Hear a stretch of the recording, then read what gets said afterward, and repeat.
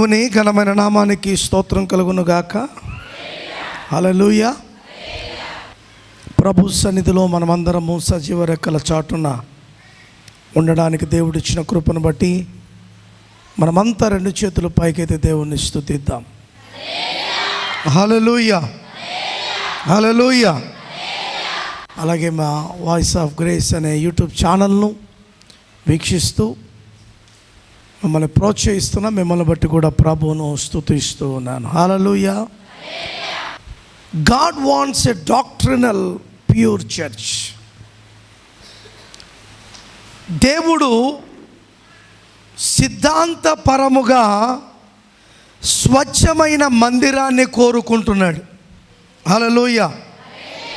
దేవుడు సిద్ధాంతపరముగా స్వచ్ఛమైన మందిరమును దేవుడు కోరుకుంటున్నాడు. దేవునికి స్తోత్రం. మందిరము ఎవరిది? దేవునిది. మందిరానికి తల ఎవరు? దేవుడు. మందిరాన్ని స్థాపించింది ఎవరు? దేవుడు. దేవునికి స్తోత్రం. కనుక దేవుడు సిద్ధాంతపరమైన స్వచ్ఛమైన మందిరాన్ని దేవుడు కోరుకుంటున్నాడు. ఈ భారతదేశంలో 45,000 డినామినేషన్లు ఉన్నాయి. ఎన్నున్నాయి? 45,000 డినామినేషన్లు. ఎవడి మతము, ఎవడి మార్గము, ఎవడి ఆలోచన వాడి సొంతం. ఒకడేమో చెప్పులు కొట్టకూడదు అంటాడు, ఒకడేమో స్త్రీలు పాట పాడకూడదు అంటాడు, ఒకడు పురుషుడే తల గనుక దేవునికి కావలసిందే తల అంటాడు. కొంతమంది తెల్ల బట్టలే వేసుకోవాలంటారు. మనిషి పెట్టిన సిద్ధాంతము రాధాంతముకు నడిపిస్తుంది, కానీ దేవుడు పెట్టిన సిద్ధాంతము పరలోకమునకు నడిపిస్తుంది. హల్లెలూయా. మనిషి పెట్టే రాధాంతం కావాలా?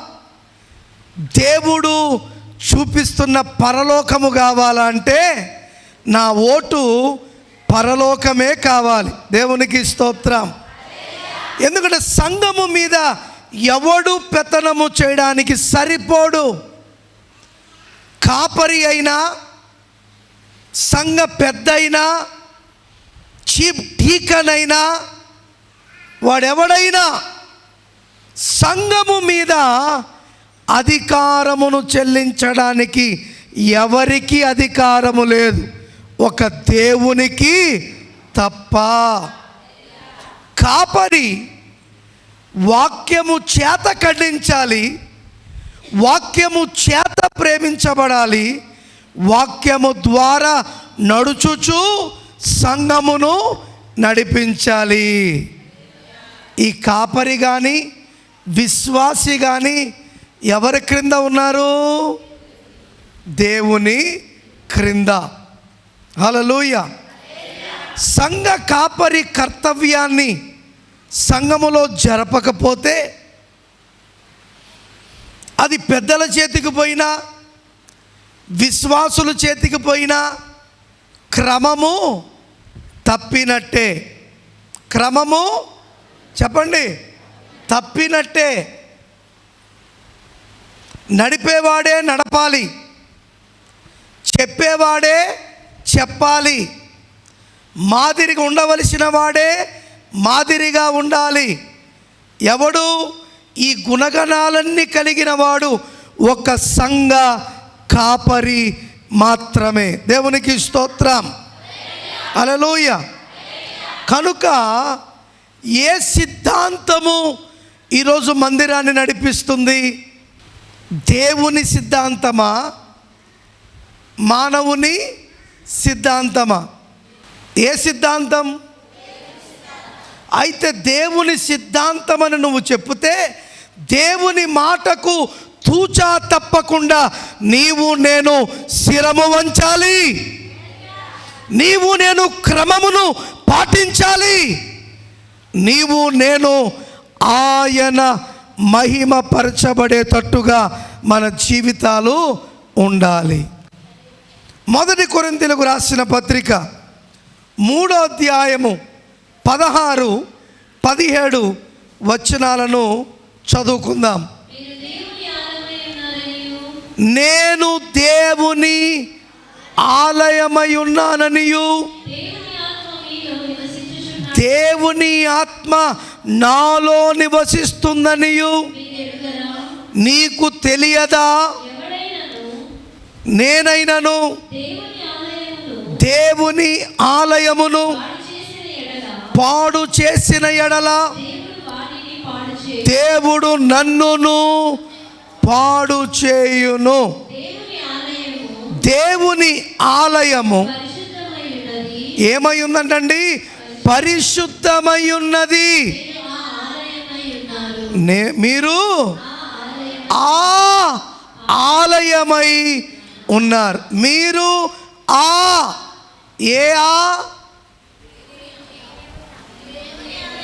పరిశుద్ధమైన, చెప్పాలందరూ, పరిశుద్ధమైన దేవుని ఆలయమై ఉన్నారు. తెల్లగుడ్డలు వేసుకుంటే ఆలయము కాదు. చర్చ్ అంతా తెల్లగుడ్డలతో వచ్చేస్తే ఆయన ఆలయము కాదు. ఎలా రావాలి? పరిశుద్ధత కలిగి, సమర్పణ కలిగి, దేవుని స్వరము వినాలి అని ఆశతో నీవు వచ్చినప్పుడు నిశ్చయముగా నీవు నేను దేవుని ఆలయముగా మార్చబడతాం. దేవునికి స్తోత్రం. హల్లెలూయ. గుడికి వచ్చినంత మాత్రాన ఆలయం అవ్వవు. అందుకే 16వ వచనం అన్నాడు, మీరు అనొద్దు. ఇప్పుడు దేవుని వాక్యం ఎవరితో మాట్లాడుతుంది? నాతో మాట్లాడుతుంది. పక్కనున్న ఆలయం ఎలాగుంది, ముందున్న ఆలయం ఎలాగుంది, వెనకున్న ఆలయంతో నీకు అనవసరం. నీ ఆలయం దేవుని వాక్య ప్రకారముగా, నీ ఆలయం దేవుని వాక్యముతో నింపబడుతూ, నీ ఆలయం దేవుని కార్యములను చూచుచు, నీ ఆలయం దేవునిని మాత్రమే మహిమపరుస్తూ ఉండాలి అనేదే దేవుని ఆశ. దేవునికి స్తోత్రం. This is not church. ఇది మందిరము కాదు. ఇది కలిసి ఆరాధన చేయు స్థలం. మరి మందిరం ఎవరు? నేనే. నమ్మినవారు హల్లెలూయా చెప్పండి. Who is the temple of God? Charles, you. దాని సమాధానం మీ. ఇప్పుడు అక్కడ మాట్లాడుతూ ఏమంటున్నాడు? దేవుని ఆత్మ మీలో నివసిస్తున్నారని మీకు ఎరుగరా? మీరు ఎవరైనను దేవుని ఆలయమును పాడు చేసిన ఎడల దేవుడు వారిని పాడు చేయును. అండర్లైన్ చేసుకోండి. దేవుని ఆలయము, దేవుని ఆలయమును ఎవడు పాడు చేస్తాడో దేవుడు వానిని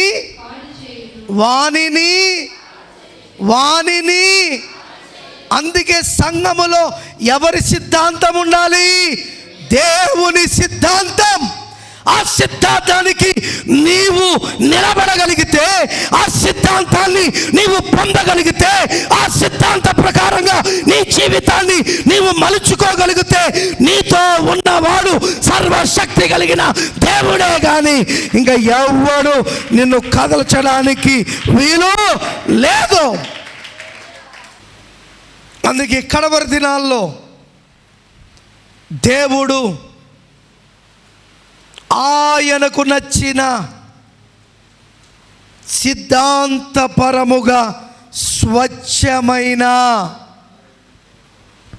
మందిరముగా, ఆలయముగా దేవుడు కోరుకుంటున్నాడు. దేవునికి స్తోత్రం. హల్లెలూయా, హల్లెలూయా. ఇది దేవుడు కోరుకుంటున్నాడు. అయితే కొత్త నిబంధన దీనిని నిర్ధారిస్తుంది. ఏంటండి? కొత్త నిబంధన దీనిని నిర్ధారిస్తుంది. చూద్దామా? రోమీయులకు రాసిన పత్రిక 16వ అధ్యాయము 7వ వచనం 17వ వచనం. రోమీయులకు రాసిన పత్రిక 16వ అధ్యాయము 17వ వచనము. సహోదరులారా, జాగ్రత్తగా వినండి. మీరు నేర్చుకునిన బోధకు వ్యతిరేకముగా భేదములను, ఆటంకములను కలుగ చేయు వారిని కనిపెట్టియుండుడని మిమ్మును బ్రతిమాలు కొనుచున్నాను. వారిలో నుండి తొలగి పోవుడి. అపోస్తలుడైన పౌలు గారు బ్రతిమాలుకున్నానంటున్నాడు. ఈనాటి దీన సేవకుడు మీ కాళ్ళు పట్టుకుని వేడుకుంటున్నాను అని అంటున్నాను. అసలు ఎంత చక్కగా రోమీ సంఘానికి అపోస్తలుడైన పౌలు గారు రాస్తున్నారు తెలుసా? ఏమంటున్నాడు ఆయన? మీరు నేర్చుకొనిన బోధకు. చాలు, అక్కడే ఉండండి. దేవునికి స్తోత్రం. ఈ కడవరి దినాల్లో భిన్నమైన బోధలు వచ్చాయి. ఏమొచ్చాయి? భిన్నమైన బోధలు వచ్చాయి. ఒకడు అంటున్నాడు యెహోవా దేవుడికి భార్య ఉంది, యేసుక్రీస్తుకు తల్లి ఉంది.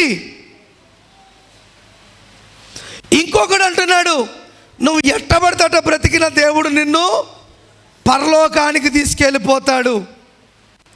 విచిత్రం ఏంటంటే ఈ భిన్నమైన బోధ చెప్పేవారు కూడా ఎక్కడి నుండి చెప్తారో తెలుసా? బైబిల్లో నుంచే చెప్తారు. అందుకు మన బుర్రలు ఏమవుతున్నాయి? పాడవుతున్నాయి. అయితే ఇక్కడ మనం నేర్చుకోవలసిన విషయం ఏంటంటే ఆత్మ లేనివాడు నావాడు కాడు. ఆత్మ లేనివాడు నావాడు కాడు. ఇంకో మాట చెప్పేస్తా. తండ్రి, కుమార, పరిశుద్ధాత్మలు ప్రారంభం నుంచి ఉన్నవారు. తండ్రి ఏమన్నాడు? మన పోలిక చెప్పున మనము నరుణ్ణి చేద్దాం. ఇప్పుడు నిజంగా యెహోవాకే భార్య ఉంటే అమ్మలాగా స్త్రీని కూడా చేద్దామని చెప్పాలి కదా. మీకు క్లారిటీ అవుతుందని చెప్పేది. నా రూపము, మన రూపము మానవులకి ఇద్దామని చెప్పాడు. ఓకే, నిజంగా తల్లి కూడా ఉండింటే, భార్య కూడా ఉండింటే ఏమనాలి? ఈ స్త్రీ రూపము మిగతా స్త్రీలకు ఇస్తామనాలా లేదా? ఆ మాట ఇక్కడ రాసి ఉండాలా లేదా? రాసి ఉండాలి కదా. అందుకే దేవుని వాక్యమును చదివేటప్పుడు ఒళ్ళు దగ్గర పెట్టుకుని చదవాలి. ఎట్టబడితే అట్ట చదివామనుకో, ఒకడు అట్నే పొద్దున్న లేచి కళ్ళు మూసుకుని తెరిచాడంట. తెరవగానే యూదా ఇస్కరియోతు యేసును అమ్మాడు అని వచ్చిందంట. చిచ్చి చిచ్చి ఇది బాలేదు అని మరలా తెరిచాడంట. మరలా ఏమని వచ్చిందని తెలుసా? యూదా ఇస్కరియోతు ఉరి వేసుకుని చచ్చాడు. చిచ్చి బాలేదని మరలా తెరిస్తే నీవు కూడా అలాగూ చేయమని వచ్చిందంట. అవునా? ఉరుకులాడొద్దు. దేవుని దగ్గరికి వచ్చినప్పుడు చాలా జాగ్రత్తగా పద్ధతిగా ముందు వెనక ఏముందో చదవలసిన జ్ఞానమును నీవు సంపాదించుకోవాలి. వాడెవడ తిక్కలోడు చెప్పాడని నువ్వు కూడా గంగిరెద్దులాగా తల ఊపుతున్నావంటే నీలో నిజమైన ఆత్మ లేదనే అర్థం. నిజమైన ఆత్మ మన సంఘంలో ఒక బిడ్డకు బుర్ర తిరిగిపోయిందంట. వాళ్ళు చెప్తుంటే నేనన్నా వాడి బుర్ర తిప్పబోయి నీ బుర్రను నువ్వు, అవునా కాదా చెప్పండి? భిన్నమైన బోధ. నేను ఒక మాట చెప్తాను, మీరు ఏమనుకున్నా నాకు నష్టంలే. తైలాభిషేక పండుగ ఏంటి? తైలాభిషేక పండుగ. ఆడెవడో పిలిచాడని గంగిరెద్దులా పరిగెత్తుకుంటూ వెళ్తావే, అసలు ఆ తైలాభిషేకం బైబిల్లో ఉందా లేదా అని ఎప్పుడన్నా నువ్వు చూసావా? మీతోనే మాట్లాడుతున్నా. ఎప్పుడన్నా చూసావా? ఎవరికి చేశారు తైలాభిషేకం? మాట్లాడాలి. ప్రవక్తలు, యాజకులు, దేవుని చేత నియమింపబడిన రాజులను అభిషేకించారు. అది తైలాభిషేక పండుగ. నువ్వు తెల్ల చీరలు తెల్ల బట్టలు వేసుకెళ్ళిపోయి నోరు తెరిస్తే కొట్టేది తైలాభిషేక పండుగ కాదు. ఈరోజు ఛాలెంజ్ చేస్తున్నా, నీకు చదవచ్చు కదా, నీకు బుద్ధి ఉంది కదా, నీకు జ్ఞానం ఉంది కదా, నువ్వు బైబిల్ చదువుతున్నావు కదా, అసలు తైలాభిషేక పండుగ బైబిల్ ఎక్కడుందో చూడొకసారి. ఆడు రమ్మన్నాడు, నువ్వు వెళ్ళిపోతున్నావు. ఇది భిన్నమైన బోధ కాదా? చెప్పండి, భిన్నమైన బోధ కాదా? బైబిల్లో లేనిది ఏ బోధ అయినా కూడా భిన్నమైన బోధ. అందుకే రోమి పత్రికకు రాస్తూ, సంఘమునకు రాస్తూ ఏమంటున్నాడు అక్కడ? మీరు నేర్చుకొనిన బోధ. అండర్లైన్ చేసుకోండి. మీరు ఏం నేర్చుకున్నారు బోధ? మీరు అమ్మా మైకులు ఆపండి. ఏం నేర్చుకున్నారు బోధలు మీరు? యేసయ్య నా కొరకు లోకానికి వచ్చాడు, నా పాపాలకై మరణించాడు, ఆయన తిరిగి లేచాడు, అందుకే నేను నా దేవుణ్ణి సొంత రక్షకుడిగా నేను స్వీకరిస్తున్నాను అని నమ్మిన బోధన బట్టి నువ్వు విశ్వాసములోకి వచ్చి బాప్తిజం తీసుకున్నావు. అర్థమవుతుందా? ఇది బైబిల్ బోధ. దేవుని దగ్గరికి వచ్చి నా కడుపు నింపిపోతే నేను దేవుణ్ణి నమ్ముకుంటా, నా భేదులు దక్కుతే నేను దేవుణ్ణి నమ్ముకుంటా, నా అప్పులు పోతే దేవుణ్ణి నమ్ముకుంటా అని పిచ్చి పిచ్చి ఆటలు దేవుని దగ్గర ఆడామనుకో అడ్రస్ లేకుండా పోతావు. ఈరోజు ప్రతి ఒక్కరు ఏమంటున్నాడు? దేవుడా ఉంటే ఈ పని చేయమను, ఈ అద్భుతాన్ని చేయమను. పక్షవాయముతో పడిపోయిన ఒకడిని నలుగురు స్నేహితులు అనుకున్నారు, వీరిని ఎట్టయినా మనము యేసు ప్రభు ముందుకు తీసుకుని వెళ్ళాలి. వారు నమ్మారు, ఇది ఎవడి వల్ల జరగదు, ఒక యేసయ్య తప్ప ఎవరు కార్యమును చేయలేరు. ఇంటి పైకి తీసుకెళ్ళి కప్పు ఇప్పి యేసు ప్రభు ముందు వాడిని పెట్టగానే వాడితో దేవుడు ఏమన్నాడు తెలుసా? ఏమన్నాడు? నీ పాపములు క్షమింపబడ్డాయి, నువ్వు లేచి నీ పరుపెత్తుకుని పో. హల్లెలూయా, హల్లెలూయా.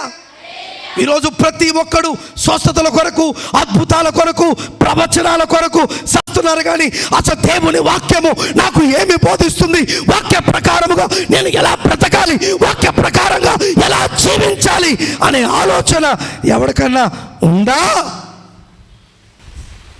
ఏదో వస్తారు, 4 మాటలు చెప్పి పంపించేద్దామనే స్థితిలో పాస్టర్లు ఉన్నారు. ఏదో వస్తారు, కానుకలు ఇస్తారు అనే స్థితిలో కమిటీలు ఉన్నాయి. కమిటీలకు కావలసింది బోధ కాదు, కమిటీలకు కావలసింది ప్రక్షాళన కాదు, కమిటీలకు కావలసింది సొమ్ము. ఈ వారం ఎంత లెక్క, వచ్చే వారం ఎంత లెక్క, బ్యాంకులు ఎంత ఉంది, మన చేతులు ఎంత ఉంది, ఎట్ట పీకాలి, ఎట్ట ఖర్చు పెట్టాలి అని పిచ్చి పిచ్చి ఆలోచనలతో లేరా? కఠినమైన మాట ఎప్పుడు మనిషిని బాధ పెడుతుంది. అబద్ధమైన బోధ ఎప్పుడు మనిషిని బాధ పెట్టదు. కన్నా దేవుడు ఏం కోరుకున్నాడు తెలుసా? బాధ పెట్టేదే కోరుకున్నాడు. ఎందుకు? ఆ బాధపడి నువ్వు సరిచేయబడితే నీ అంత సంతోషకరమైన ఆలయము నాకు ఎక్కడా దొరకదు. దేవునికి స్తోత్రం. హల్లెలూయా, హల్లెలూయా, హల్లెలూయా. అందుకే స్వస్థతల కోసం ఎగబడే వాడికి రక్షణ దొరకదు. రక్షణ వచ్చిన వాడు పరలోకానికి వెళ్ళడు. దేవుని దగ్గరికి ఎందుకు రావాలంట నువ్వు? అమ్మా చెప్పాలి. ఎందుకు రావాలి? నేర్చుకొనుటకు రావాలి. కీర్తన గ్రంథం 1వ అధ్యాయము 2వ వచనంలో ఏమంటాడు తెలుసా? యెహోవా ధర్మశాస్త్రమునందు ఆనందించుచు దివారాత్రులు ధ్యానించువాడు. హలో, ధ్యానించువాడు. ఫస్ట్ వచనం, దుష్టుల ఆలోచన చెప్పున నడవక, పాపుల మార్గమును నిలవక, అపహాసకులు కూర్చున్న చోట్ల కూర్చుండక, యెహోవా ధర్మశాస్త్రమునందు ఆనందించుచు. ఏం చేయాలంట? యెహోవా ధర్మశాస్త్రమునందు నీవు ఆనందిస్తున్నప్పుడు నువ్వు విన్న మాట, నువ్వు ఏదైతే కనుగొన్నావో, ఏదైతే దేవుడు మాట్లాడాడో ఆ మాట ద్వారా నీకు అద్భుతం, ఆ మాట ద్వారా నీకు ఆశ్చర్యం, ఆ మాట ద్వారా నీ స్థితిని మార్చగలిగిన పరిస్థితిని దేవుడు నీకు ఇస్తాడు. దేవునికి స్తోత్రం. హల్లెలూయా. యేసు ప్రభు వారి బోధల్లో ఆయన బోధ విన్న తర్వాత విశ్వాసముతో వచ్చిన వారు బాగుపడ్డారు. రావడం నేను దేవుణ్ణి, నా ప్రతిమ చూడు, నా మహిమ చూడు అని ఎక్కడ దేవుడు చెయ్యలేదు. అందుకే ప్రకటన గ్రంథం 1వ అధ్యాయం 3వ వచనం అంటున్నాడు. ఈ చదువుతారు ఒకసారి. ప్రకటన గ్రంథం 1వ అధ్యాయం 3వ వచనం, సమయము సమీపించినది కనుక ఈ ప్రవచన వాక్యమును చదువువాడును, వినువాడును, వాటిని కైకొనువాడును ధన్యుడు. హల్లెలూయా, హల్లెలూయా. సమయము సమీపించినది కనుక ఈ అద్భుతాలు జరుగువాడును, ఈ ఆశ్చర్య సూచక క్రియలు చూచువాడును అన్నాడా? ఈ కడవరి దినాల్లో అద్భుతాలు, స్వస్థతలు కాదు కావలసింది, దేవుని వాక్యము కావాలి. ఈ వాక్యాన్ని నువ్వు నమ్మితే, నమ్మిన వెంటనే అద్భుతమైన కార్యములను దేవుడు మన జీవితాలలో చేస్తాడు. దేవునికి స్తోత్రం. హల్లెలూయా. 110వ పాట బ్రేక్ త్రూ గీతముల్లో నుండి 110వ పాట. లోక బంగారము ధన ధాన్యాదులు ఒక పోగేసిన నీతో సరితూగున జీవనదులన్నీ సర్వ సముద్రములు ఒకటై ఎగసిన నిన్ను తాకగలవా? నేను బంగారము ధనధాన్యాదులు ఒక పోగేసిన నీతో సరితూగున జీవనదులన్నీ సర్వ సమూహములు ఒక జయగసిన నిన్ను తాకగలవా? నీల పరిశుద్ధ దేవుడెవరున్నారయ్యా? నీవేగా మంచి దేవుడవు. నీల పరిశుద్ధ దేవుడెవరున్నారయ్యా? నీవేగా మంచి దేవుడవు. హల్లెలూయా. దేవునితో సరితూగగలిగిన వాడు ఎవడు లేడు. అందుకే భక్తుడు అన్నాడు, ఏమన్నాడు? లోక బంగారమును ధనధాన్యములను ఒక పోగేసిన అవి నీతో. ఈరోజు పాస్టర్లు చెప్తున్న బోధలేంటో తెలుసా? సమస్యల్లో ఉన్నావా, నీ సమస్య దేవుడు తీరుస్తాడు. రోగంతో ఉన్నావా, నీ రోగమును బాధ పెడతాడు. పర్లేదు, నువ్వు 10,000 దేవునికి ఇస్తే 1,00,000 రూపాయలు నీకు. ఈ బోధలు కాదు ఈరోజు కావలసింది. కండకు కండకు నరికి లోన చొచ్చుబడిన పుచ్చును తీసి మరలా నిన్ను కుట్టే బోధ కావాలి. లోపల పుచ్చు ఉంటే అది ఎప్పటికైనా నీకు నష్టమే. ఆ పుచ్చును తీసేసావనుకో ఏమవుతుంది? మీకు ఇంకా అర్థమవడం చెప్తా. ఎప్పుడో గుచ్చుకున్నది సెప్టిక్ అయ్యిందనుకో, డాక్టర్ ఏమంటాడు? ఎముకంతా తినేసింది, ఎముక ఏం చేయాలి? కాళ్ళు తీసేయాలి. కాళ్ళు అంటారా లేదా? అంటారా లేదా? ఆ పరిస్థితి రాకముందే నువ్వు వాక్యము చేత సరిచేయబడితే ఆ ఎముకలకు పట్టిన కుళ్ళును దేవుని వాక్యము నుంచి దేవుడు విడిపిస్తాడు. అప్పుడు నీ కాలు తీయవలసిన పని లేదు.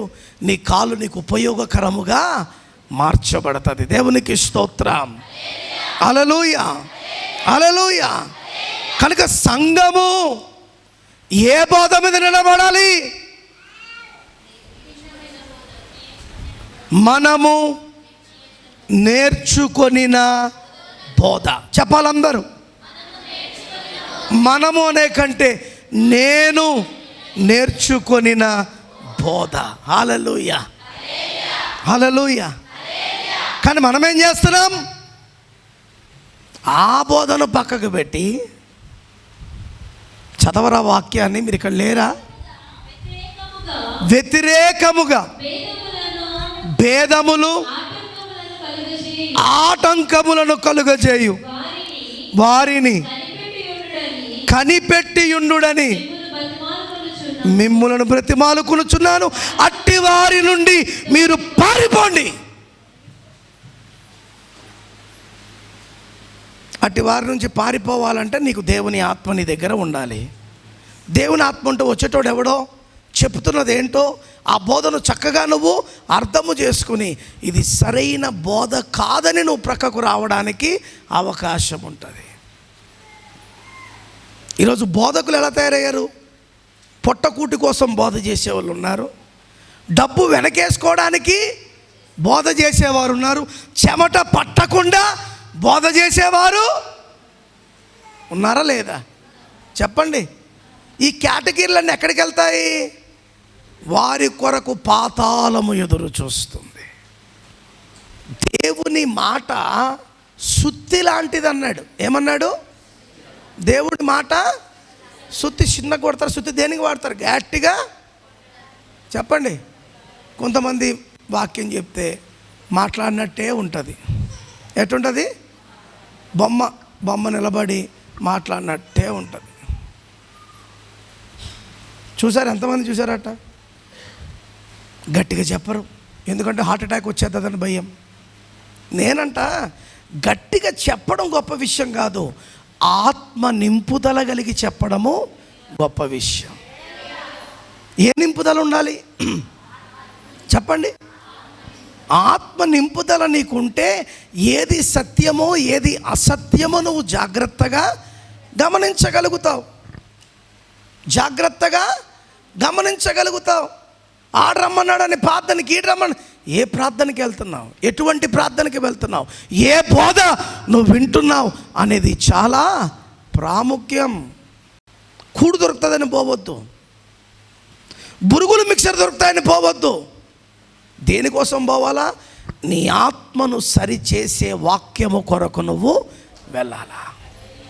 హల్లెలూయా. ఏదండి? ఏదండి? వాక్యమే. వాక్యమే సరి చేస్తుంది. అందుకే భక్తులు అన్నాడు కదా, నీ వాక్యమే నన్ను బ్రతికించెను, బాధ కృపాశక్తి దయాశక్తి.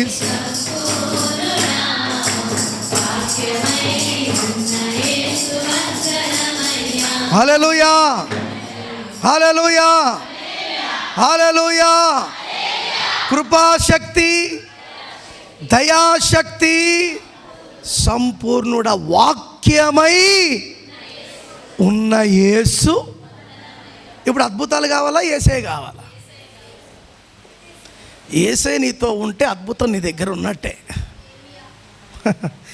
యేసే నీ దగ్గర ఉంటే ఆశీర్వాదము నీకు ఉన్నట్టే. మీకు చాలాసార్లు చెప్పాను, ఒక రాజ్యంలో ఒక రాజు పిలుచుకుని రాజ్యమంతటితో ఇలాగ అన్నాడంట, నా భవనములో మీకేమి కావలిస్తే అన్నీ తీసుకెళ్ళిపోండి అన్నాడంట.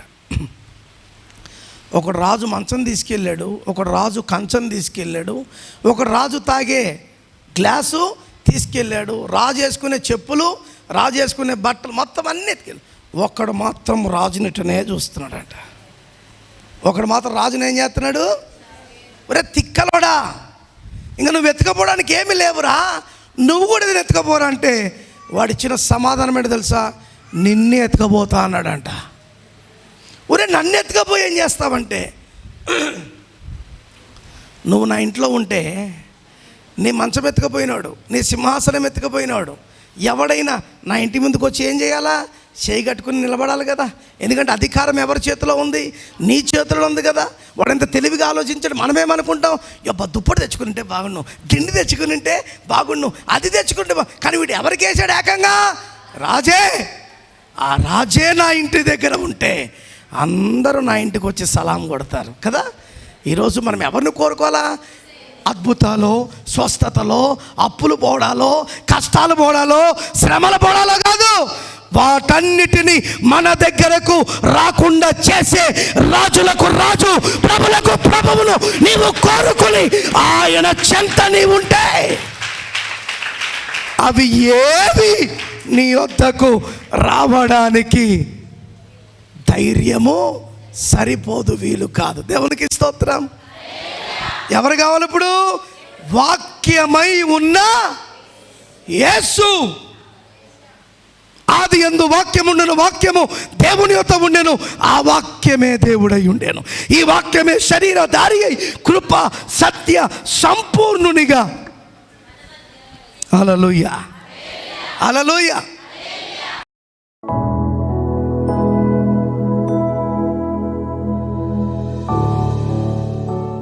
పరిశుద్ధుడా నీ పాదములకు స్తోత్రము నాయన.